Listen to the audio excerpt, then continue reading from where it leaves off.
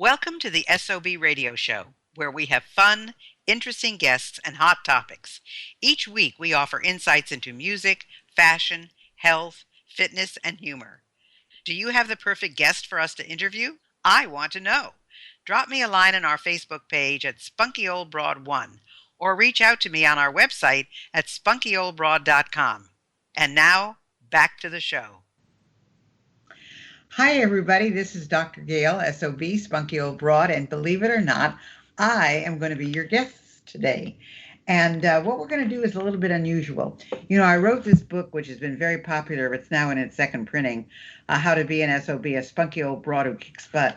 And at the end of every chapter, I have what's called Gayle's Tales, things that have happened to me that explain the chapter that I've written about, and then, lessons learned.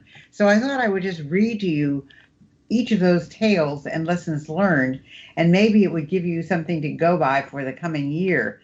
And so here we go. The first one is for really understanding yourself. So here's my Gayle's Tales. I have always hoped that people would take my lead and do what I've done. I tell later in the book about my last sales trip to New York and how dogged I was about seeing people. When I first went into my speaking career, I called 100 possible clients a day. I didn't care how many said no. I only cared who said yes. When my new internet business came on the scene, I knew nothing about computers, the web, or anything else. In fact, I was scared to death that when I turned a computer on, it would blow up. So I hired a teenager to teach me the never let not knowing stop me. So you know that you can do whatever else you want to do. So here are my lessons learned. The older I get, the more I'm certain that no matter how much you have, someone always has more. No matter how great a deal you make, someone will make a greater one. And no matter how tall, slim, and beautiful you are, someone will be taller, slimmer, and more beautiful. No matter how nice your home and yard is, someone has a nicer one. So be happy with who you are and what you have.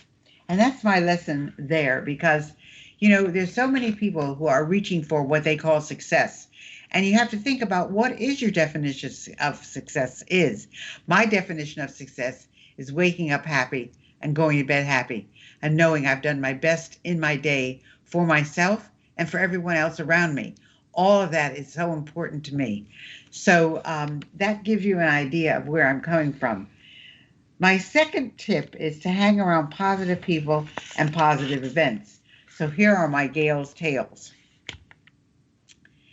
I'm usually a cheery, optimistic person, and it takes a lot to get me down.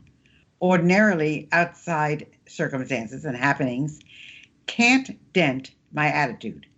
But in the last several years, it's been challenging with both my husband's poor health and my cancer, the death of our 45-year-old son and from bacterial pneumonia, being given temporary custody of our 13-year-old granddaughter, and fighting lawsuits with relatives over real estate income and a burglary of our home.